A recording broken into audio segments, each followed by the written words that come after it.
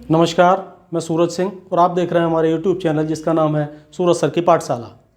आज हम हाजिर हैं एक नए वीडियो के साथ। जो श्रृंखला हमारी चल रही है NCERT कक्षा 10 भूगोल के महत्वपूर्ण प्रश्नों की, जो कि परीक्षा में आने के लिए संभावित हैं, हम उस सीरीज़ को लेकर चल रहे हैं जिसका एक पार्ट आप देख चुके हैं। इसका पहला भाग आपके सामने है और उसके दूसरे भाग को लेकर हम आज हाजिर हैं जो भूगोल विषय से संबंधित है। इसमें देखते हैं कि कौन कौन से ऐसे महत्वपूर्ण सवाल हैं जो कि पिछले सालों में परीक्षा में, बोर्ड परीक्षा में पूछे गए हैं।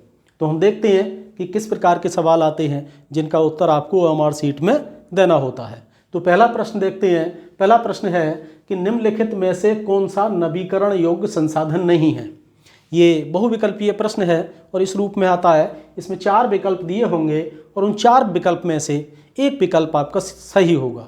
मैंने यहाँ विकल्प के रूप में नहीं लिखे हैं क्योंकि वो वीडियो काफ़ी लंबा हो जाता। केवल प्रश्न दिया है और प्रश्न में जो सही विकल्प है उसका यहाँ उत्तर लिख दिया जाएगा। तो जैसे प्रश्न है कि इसमें नवीकरणीय योग्य संसाधनों के बारे में पूछा गया है और जो 4 विकल्प होंगे उन 4 विकल्पों में से 3 विकल्प ऐसे होंगे जो कि नवीकरणीय योग्य संसाधन नहीं होंगे और उनमें से एक विकल्प ऐसा होगा जो कि नवीकरणीय योग्य संसाधन होगा। जैसे कि विकल्प दे दिए जाएंगे आपको, पवन ऊर्जा दे दिया, जल दे दिया, जीवाश्म ईंधन दे दिया और वन दे दिया। इसमें से जो सही उत्तर होगा वो हमारा जीवाश्म ईंधन है क्योंकि वो नवीकरणीय योग्य संसाधन नहीं है। तो इसका उत्तर होगा जीवाश्म ईंधन। मैं यह लिख देता हूं, जीवाश्म ईंधन। अब ये जीवाश्म ईंधन क्या होता है इसको हम देखते हैं, जो कि नवीकरणीय योग्य नहीं है क्योंकि संसाधनों को 2 भागों में बांटा गया है। विशेष रूप से ऊर्जा के संसाधनों को एक नवीकरणीय योग्य संसाधनों में या नवीकरणीय योग्य ऊर्जा के संसाधनों में, ये और दूसरे अनवीकरणीय में। तो यहाँ नवीकरणीय योग्य संसाधन नहीं यानी अनवीकरणीय के बारे में पूछा है। यानी अनवीकरणीय वो होते हैं जिनका एक बार इस्तेमाल करके हम दोबारा उनका इस्तेमाल नहीं कर सकते। तो जीवाश्म ईंधन इस श्रेणी में आता है और जीवाश्म ईंधन के अंतर्गत खनिज तेल जैसे कि खनिज तेल जिसमें पेट्रोल, डीजल, केरोसिन और कोयला, ये सब इसमें शामिल होता है। यानी इनका एक बार इस्तेमाल करने के बाद हम दोबारा इनका इस्तेमाल नहीं कर सकते। अगला प्रश्न देखते हैं। अगला प्रश्न है कि झरिया क्यों प्रसिद्ध है। देखिए, झरिया एक स्थान है और ये बंगाल में है, पश्चिम बंगाल में है और झरिया जिस लिए प्रसिद्ध है वह है कोयला के लिए। झरिया में कोयला की खान है, यहाँ से काफ़ी मात्रा में कोयला निकाला जाता है। तो ये कोयला खान के लिए, कोयला खदान के लिए प्रसिद्ध है। इसमें भी 4 विकल्प होंगे, एक विकल्प आपका कोयले से संबंधित होगा जो कि सही उत्तर होगा। अगला प्रश्न हम देखें तो अगला प्रश्न है कि निम्नलिखित में से कौन सा गैर परंपरागत ऊर्जा का स्रोत है। देखिए, यहाँ इस रूप में पूछ लिया गैर परंपरागत ऊर्जा का स्रोत। 2 तरह से ऊर्जा के स्रोत भी 2 प्रकार के होते हैं, 2 भागों में उनका वर्गीकरण किया गया है। एक परंपरागत ऊर्जा के स्रोत और एक गैर परंपरागत ऊर्जा के स्रोत। तो परंपरागत ऊर्जा के स्रोतों के अंतर्गत हमने जिनका अभी उल्लेख किया कि जो खनिज तेल है, कोयला है, पेट्रोलियम आदि जो सीमित मात्रा में है, जिनका प्रयोग हम एक बार इस्तेमाल करके दोबारा नहीं कर सकते, वह परंपरागत ऊर्जा के स्रोतों में आते हैं। और जो ऐसे हैं कि जिनका प्रयोग हम बार बार कर सकते हैं, वो अपरंपरागत या गैर परंपरागत ऊर्जा के स्रोतों के अंतर्गत शामिल किए जाते हैं। जिसमें सौर ऊर्जा एक बहुत बेहतरीन गैर परंपरागत ऊर्जा का स्रोत है, तो इसका उत्तर सौर ऊर्जा होगा। इसके अलावा अन्य परंपरागत ऊर्जा के स्रोत विकल्प में दिए होंगे और उनमें से एक होगा सौर ऊर्जा। तो ये आपका सही उत्तर होगा। तो यहाँ हम सौर ऊर्जा को सही उत्तर के रूप में लगा लेंगे। अगला प्रश्न हम देखते हैं, वो आता है मुंबई हाई क्यों प्रसिद्ध है। इसके बारे में कई बार पूछा जाता है, लगभग हर साल रिपीट करता है ये क्वेश्चन। तो इसको जान लें। मुंबई हाई एक स्थान है जो कि मुंबई के करीब है, समुद्र में द्वीप हैं। उस द्वीप के पास ये स्थान है और जहाँ से कि खनिज तेल निकाला जाता है। क्रूड ऑयल, खनिज तेल निकालने के लिए मुंबई हाई प्रसिद्ध है। मुंबई हाई के साथ साथ एक गुजरात में एक स्थान है अंकलेश्वर, जिसको हमने मैप में भी करवाया था, और इसके अलावा आसाम में है एक डिगबोई। ये 3 स्थान ऐसे हैं जहाँ से काफ़ी मात्रा में खनिज तेल निकाला जाता है। तो इसके ऊपर क्वेश्चन पूछ लिया जाता है, 3 और अन्य विकल्प होंगे और एक होगा खनिज तेल, तो इसलिए इसका आंसर है खनिज तेल। तो आप इस पर सही टिक करके और OMR सीट में इसको सही उत्तर के रूप में इस्तेमाल करके सही अंक प्राप्त कर सकते हैं। तो इसका आंसर खनिज तेल होगा। अगला प्रश्न है कि झारखंड का कोडरमा किसके उत्पादन के लिए अग्रणी है। यानी झारखंड का कोडरमा किसके उत्पादन के लिए अग्रणी है, ये प्रश्न पूछा जाता है। तो जिस प्रकार हमने देखा कि झरिया कोयले के लिए प्रसिद्ध है जो कि पश्चिम बंगाल में है, उसी प्रकार झारखंड में एक स्थान है कोडरमा, और कोडरमा से बहुत बड़ी मात्रा में अभ्रक निकाला जाता है। ये अभ्रक की खान है, तो इसका उत्तर होगा अभ्रक। 4 विकल्प होंगे, 4 विकल्प में से एक विकल्प अभ्रक होगा और उसको आप सही उत्तर के रूप में इस्तेमाल कर सकते हैं, लगा सकते हैं। अगला प्रश्न पूछा जाता है और वो है कि कोरबा, कोरबा क्यों प्रसिद्ध है। कोरबा भी एक स्थान है और ये भी एक खनिज के उत्पादन के लिए विख्यात है। यहाँ से काफ़ी मात्रा में वो खनिज निकाला जाता है और वो खनिज है कोयला। तो ये कोयला के लिए प्रसिद्ध है। तो इसमें भी 4 विकल्पों के साथ एक विकल्प होगा कोयला, इसको आप सही उत्तर के रूप में लगा सकते हैं और इस तरह से ये हमारा आंसर हो जाएगा। अगला पूछा जाता है एंथ्रेसाइट का संबंध किस खनिज से है। एंथ्रेसाइट के बारे में पूछा जाता है। एंथ्रेसाइट, एंथ्रेसाइट ये एक खनिज का प्रकार है। हमने अभी बात की कोयले की, तो कोयले के प्रकार में से एक एंथ्रेसाइट प्रकार का ये कोयला होता है। कोयले को कई भागों में बांटा गया है जिसमें से एक एंथ्रेसाइट भी होता है। तो इसमें 4 विकल्पों में से एक विकल्प होगा जिसमें लिखा होगा कोयला। ये कोयला की एक किस्म है, कोयला का एक प्रकार है एंथ्रेसाइट। तो इसको आप इस प्रकार इस कोयले के रूप में अंकित कर देंगे। अगला प्रश्न, हेमेटाइट का संबंध किस खनिज से है। हेमेटाइट भी एक प्रकार है और जो कि लौह अयस्क से संबंधित है। लौह अयस्क, हेमेटाइट लौह अयस्क का एक प्रकार है। जो लोहा खदानों से निकाला जाता है वो इस रूप में नहीं होता जैसा कि हम लोहे को देखते हैं। वह रॉ मटेरियल होता है, उसको साफ़ किया जाता है और उसकी गंदगी साफ़ करने के बाद तब उससे शुद्ध लोहा प्राप्त होता है। तो जो अयस्क होता है उस अयस्क का एक प्रकार है हेमेटाइट। इसमें दूसरे नंबर का है। सबसे उच्च गुणवत्ता का जो अयस्क होता है वो मैग्नेटाइट होता है, जिसमें कि लोहे की मात्रा अधिक होती है। उसके बाद हेमेटाइट है जो कि लौह अयस्क की एक प्रजाति है, एक गुण है, एक वर्गीकरण किया गया, उसमें से एक हेमेटाइट है। तो आप इसको लौह अयस्क के रूप में उत्तर लिख सकते हैं। अगला प्रश्न है कि निम्नलिखित में से कौन सा खनिज आधारभूत है। आधारभूत खनिज के बारे में पूछा जाता है कि आधारभूत खनिज कौन सा है। तो आधारभूत खनिज वो होता है जिस खनिज को आधार बनाकर बाकी और उद्योग विकसित किए जा सके और तैयार की जा सके। तो बहुत स्वाभाविक बात है कि जो भी उद्योग विकसित हुए हैं वो सब मशीनरी के ऊपर आधारित हैं और मशीनरी जिस उद्योग से बनती है, जिस खनिज से बनती है, वह है लोहा। और लोहा जिस अयस्क से प्राप्त होता है वो अयस्क आधारभूत होता है और उसको हम कहते हैं लौह अयस्क। तो इसका भी उत्तर लौह अयस्क होगा, यानी आधारभूत खनिज के रूप में हम लौह अयस्क को जानते हैं।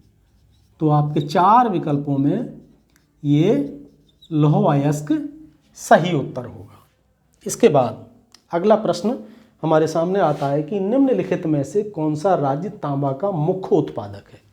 अब तांबा एक बहुत महत्वपूर्ण खनिज है और इस तांबे के बारे में पूछा गया है कि तांबा उत्पादन में सबसे महत्वपूर्ण राज्य कौन सा है, जहाँ सबसे ज़्यादा तांबे का उत्पादन होता है। तो राज्यवार हम देखें तो सबसे ज़्यादा उत्पादन जो दिए गए होंगे, हालांकि इसमें तांबा राजस्थान में सबसे ज़्यादा उत्पादित होता है, लेकिन जो विकल्प दिए रहेंगे, जैसे विकल्प अगर राजस्थान नहीं है और राजस्थान के स्थान पर अगर मध्य प्रदेश है तो इसमें मध्य प्रदेश होगा। तो यहाँ चूँकि सबसे मुख्य जो राज्य है वो है राजस्थान, तो अगर राजस्थान विकल्प में है तो आप इसको लिखिए, और अगर राजस्थान नहीं है और राजस्थान के बाद अगर मध्य प्रदेश का नाम दिया गया है तो आप दूसरे नंबर पर मध्य प्रदेश सही उत्तर के रूप में चुन सकते हैं। तो इस तरह यह ये ध्यान रखना है कि अगर राजस्थान का नाम नहीं है चारों विकल्प में तब आप, और मध्य प्रदेश का है तो वहाँ आप मध्य प्रदेश को चुनिए। अगला प्रश्न कि निम्नलिखित में से कौन सा खनिज अधात्विक है। इस प्रश्न में 4 विकल्प दिए होंगे, उन 4 विकल्पों में से एक विकल्प अभ्रक होगा और वही हमारा अधात्विक खनिज है। इसके अलावा 3 विकल्प होंगे, वो धात्विक खनिज के बारे में दिए होंगे, जैसे कि मैग्नीज, बॉक्साइट या जस्ता दे दिया, लोहा दे दिया, इस प्रकार के होंगे। तो ये आपका सही आंसर होगा। अगला प्रश्न हम देखते हैं कि लौह अयस्क किस प्रकार का संसाधन है। ये पूछा गया है कि लौह अयस्क किस प्रकार का संसाधन है, इस बारे में पूछा गया है। अब लौह अयस्क के बारे में हमने जान लिया कि लौह अयस्क हमारा नवीकरणीय योग्य संसाधन है, ये अनवीकरणीय योग्य संसाधन है। इसको हम लिख देंगे यहाँ अनवीकरणीय।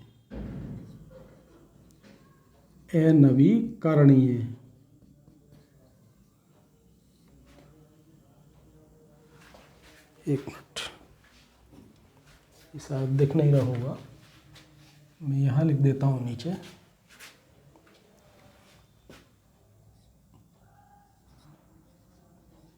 अनवीकरणीय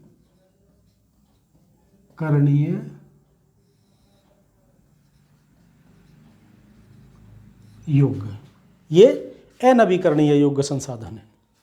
इसके बाद अगला प्रश्न जो हमारे सामने आता है, और वो प्रश्न है कि निम्नलिखित में से कौन सा खनिज धात्विक है। धात्विक के बारे में हमने देखा, यहाँ हमने ये प्रश्न देखा 11वां नंबर, जहाँ अधात्विक पूछा है और यहाँ पूछा है धात्विक खनिज के बारे में। तो धात्विक खनिज में सबसे महत्वपूर्ण है लौह अयस्क, तो इसको आप लौह अयस्क जो विकल्प होगा वह सही होगा आपका। लौह अयस्क धात्विक खनिज है और यही सही उत्तर है।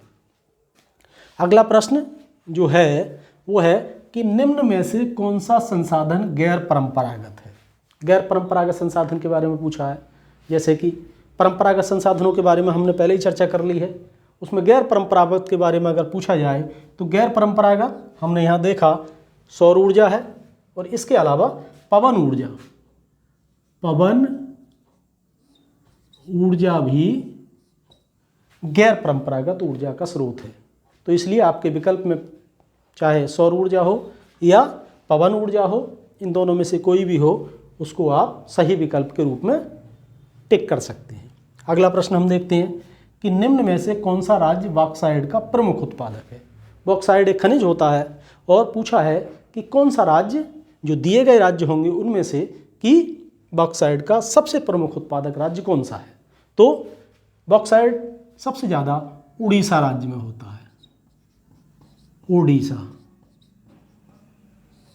ये उड़ीसा राज्य में सबसे ज़्यादा उत्पादित होता है, तो आपका विकल्प उड़ीसा के रूप में सही होगा और इसको आप टिक करके सही आंसर कर सकते हैं। नेक्स्ट क्वेश्चन, निम्नलिखित में से कौन सा धात्विक खनिज है। अब धात्विक खनिज के बारे में पूछ लिया, यहाँ कई सारे दिए होंगे, उनमें से जो दिया गया है वो है मैग्नीज। मैग्नीज धात्विक खनिज है और इस मैग्नीज का उपयोग लौह अयस्क को यानी लोहे को इस्पात बनाने में प्रयोग किया जाता है। इसके बाद अगला प्रश्न देखते हैं कि सीमेंट उद्योग का मुख्य कच्चा माल क्या है। जो सीमेंट उद्योग है उसमें कौन सा ऐसा कच्चा माल है, कौन सा तत्व है जो बहुतायत में प्रयोग किया जाता है। तो सीमेंट बनाने में जो महत्वपूर्ण कच्चा माल है वो है जिप्सम। जिप्सम को हम चूना पत्थर को जिप्सम दूसरे नंबर पर है। सबसे ज़्यादा चूना पत्थर की आवश्यकता होती है। चूना पत्थर, चूना पत्थर सीमेंट उद्योग का सबसे महत्वपूर्ण कच्चा माल है। तो इस तरह ये आपका सही आंसर होगा। अगला है, निम्नलिखित में से कौन सा नगर भारत की इलेक्ट्रॉनिक राजधानी के रूप में मशहूर है? 4 विकल्प दिए होंगे, 4 शहरों, 4 नगरों के नाम दिए होंगे। उनमें से एक नगर होगा बेंगलुरु। बेंगलुरु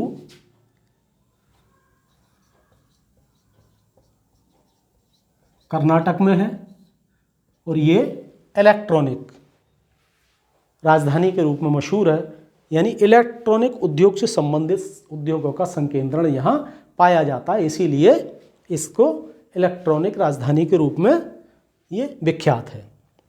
इसके बाद अगला देखते हैं कि निम्न में से आधारभूत उद्योग कौन सा है?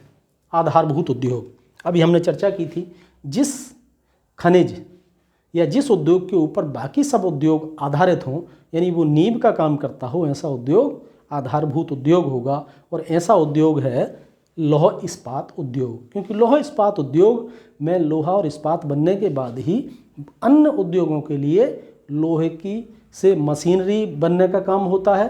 तो जब बेस नहीं होगा, लोहा इस्पात उद्योग ही अगर ना होगा, तो बाकी उद्योग तो विकसित बिल्कुल भी नहीं हो पाएंगे। इसलिए लोहा इस्पात उद्योग को आधारभूत उद्योग के नाम से जाना जाता है। तो इसका आंसर लोहा इस्पात उद्योग होगा।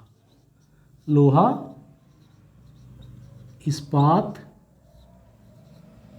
उद्योग को आधारभूत उद्योग के अंतर्गत रखा जाता है। अगला प्रश्न देखते हैं कि निम्नलिखित में से कौन सा खनिज आधारित उद्योग है? खनिज आधारित उद्योग, 4 विकल्प दिए होंगे, उनमें ऐसे 3 होंगे जो कि खनिज आधारित नहीं होंगे। वो फसल आधारित हो सकती हैं, यानी उनको कच्चा माल किसी फसल से प्राप्त हो सकता है, वो कृषि आधारित होंगे। लेकिन यहाँ पूछा गया है कि कौन सा खनिज आधारित उद्योग है, तो ऐसे एक उद्योग का नाम दे दिया जाएगा, जैसे कि एक सूती वस्त्र उद्योग दे दिया, जूट उद्योग दे दिया, चीनी उद्योग दे दिया है। इस प्रकार के 3 देने के बाद एक कोई खनिज आधारित उद्योग दे दिया जाएगा, जैसे कि सीमेंट उद्योग। तो यहाँ सीमेंट उद्योग ये खनिज आधारित उद्योग है। इसके अलावा लोहा इस्पात उद्योग भी दिया जा सकता है। तो इसमें आपको बस ये ध्यान रखना है कि जिस उद्योग के लिए कच्चा माल खनिजों से प्राप्त होता है वह खनिज आधारित उद्योग है, और जिनके लिए कृषि से प्राप्त होता है, कृषि फसलों से कच्चा माल प्राप्त होता है, वह कृषि आधारित उद्योग होते हैं। तो बस इतनी बात समझनी है, विकल्प हो सकता है इससे परिवर्तित हो।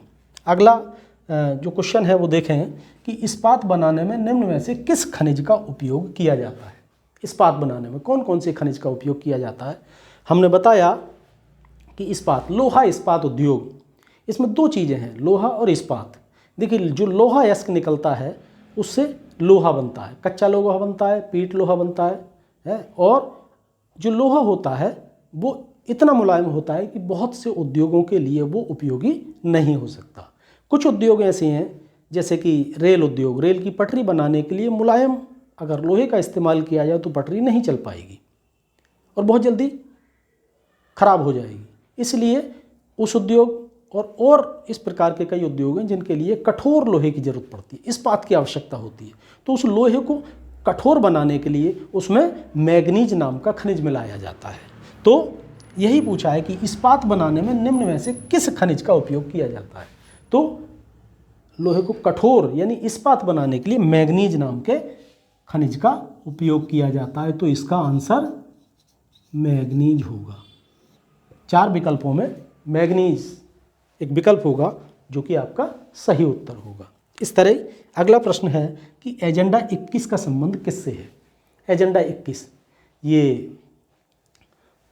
पर्यावरण से जुड़ा हुआ प्रश्न है, और एजेंडा 21 का जो संबंध है वो है सतत पोषणीय यानी संधारणीय विकास से।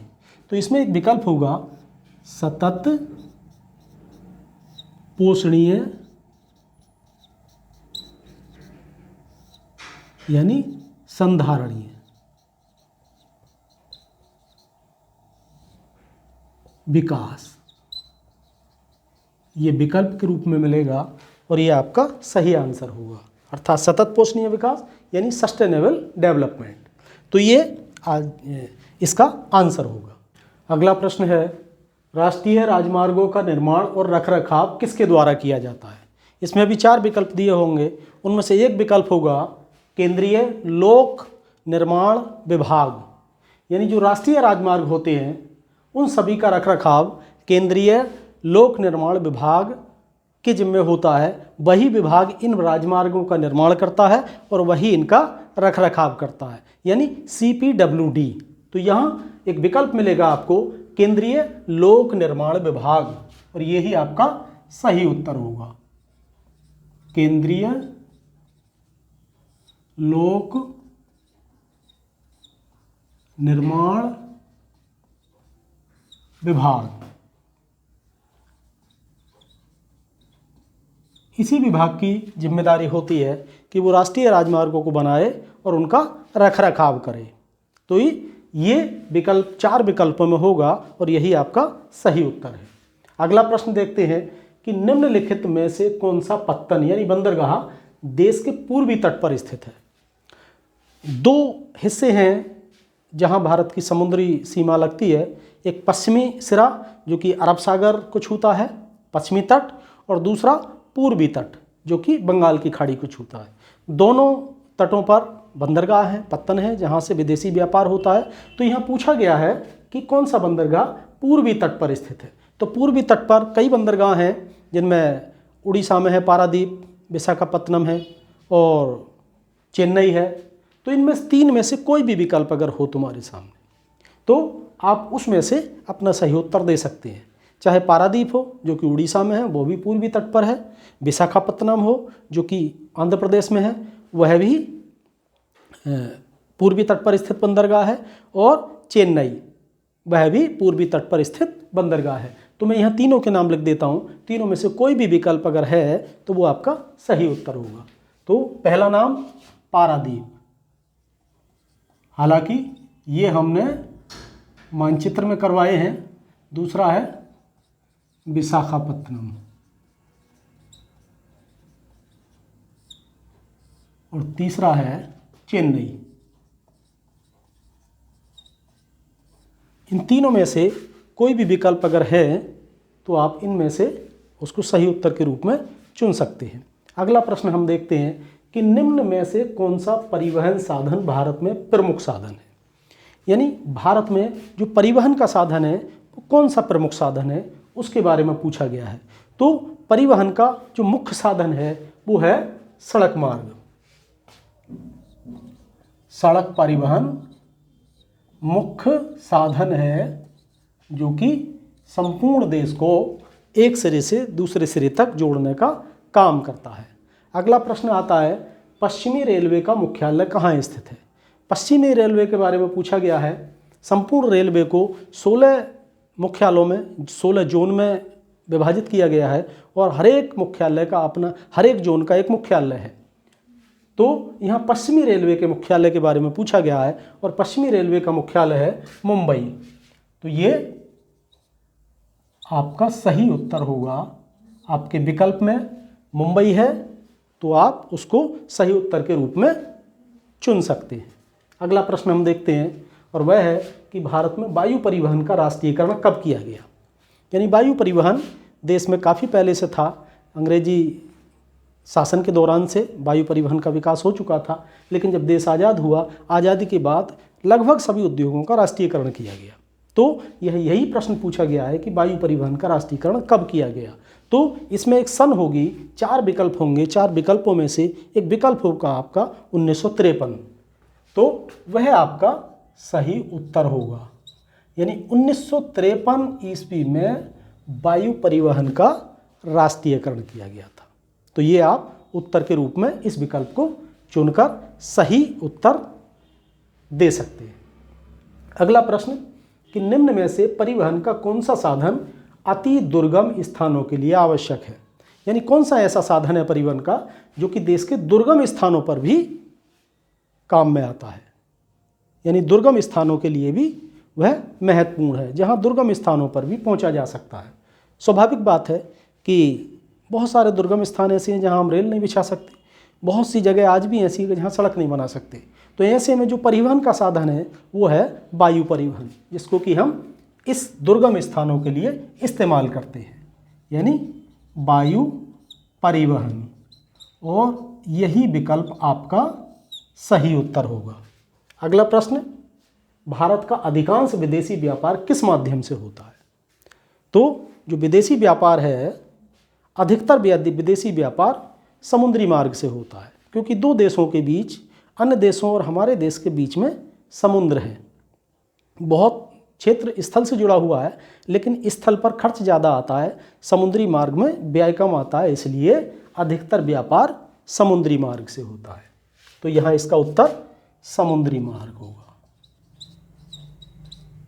समुद्री मार्ग यानी भारत का जो विदेशी व्यापार है उसका बहुत बड़ा हिस्सा, बहुत सारा व्यापार समुद्री मार्ग से होता है। अगला प्रश्न हम देखते हैं कि निम्नलिखित में से कौन सा शब्द दो या दो से अधिक देशों के व्यापार को दर्शाता है? देखिए, जो व्यापार दो या दो से अधिक देशों के बीच में होता है तो वो व्यापार कहलाता है अंतर्राष्ट्रीय व्यापार। एक होता है राष्ट्रीय व्यापार यानी घरेलू व्यापार, और एक होता है अंतर्राष्ट्रीय व्यापार। जब हम देश की सीमाओं के अंतर्गत कोई व्यापार करते हैं तो वो हमारा अंतर्राज्यीय व्यापार यानी राज्यों से राज्यों के बीच में, या आंतरिक व्यापार कहलाता है यानी देश की सीमाओं के अंदर घरेलू व्यापार। और जब वही व्यापार हम दूसरे देशों के साथ चीज़ों का आदान प्रदान करते हैं, व्यापार करते हैं, तो वो कहलाता है अंतर्राष्ट्रीय व्यापार, यानी वो राष्ट्रों के बीच में होने वाला व्यापार है। इसलिए यहाँ दो या दो से अधिक देशों के बीच में व्यापार के बारे में पूछा गया है, तो ये हमारा आंसर होगा अंतर्राष्ट्रीय व्यापार। तो विकल्प में आपको अंतर्राष्ट्रीय व्यापार के रूप में मिलेगा। तो ये अंतर्राष्ट्रीय व्यापार के नाम से जाना जाता है। तो इस प्रकार का प्रश्न अगर आता है तो आप इसमें अंतर्राष्ट्रीय व्यापार से संबंधित जो विकल्प होगा उसको सही उत्तर के रूप में चुन सकते हैं। तो ये NCERT कक्षा 10 भूगोल से संबंधित अति महत्वपूर्ण क्वेश्चन थे, जिनकी संभावना बोर्ड परीक्षा में आने की रहती है, क्योंकि इनमें से अधिकतर और लगभग सभी पिछले सालों की बोर्ड परीक्षा में आ चुके हैं। इसलिए आपको इनकी तैयारी करके अच्छे अंक प्राप्त करने का एक अवसर है। आप इनकी तैयारी करिए, अभ्यास करिए और परीक्षा में इनको अच्छे से हल करके बहुत अच्छे नंबरों से पास होइए। और इसके साथ अब ये भूगोल का समाप्त हुआ। भूगोल के बाद इसी श्रृंखला में हम लोकतांत्रिक राजनीति यानी नागरिक शास्त्र के महत्वपूर्ण प्रश्नों को अगली वीडियो में लेकर आएंगे। तब तक आप इनका अभ्यास करें, जुड़े रहें हमारे साथ और चैनल को सब्सक्राइब करें, लाइक करें, शेयर करें। और मिलते हैं लोकतांत्रिक राजनीति के अति महत्वपूर्ण क्वेश्चनों को लेकर वीडियो की इस श्रृंखला के अगले वीडियो में। तब तक के लिए नमस्कार।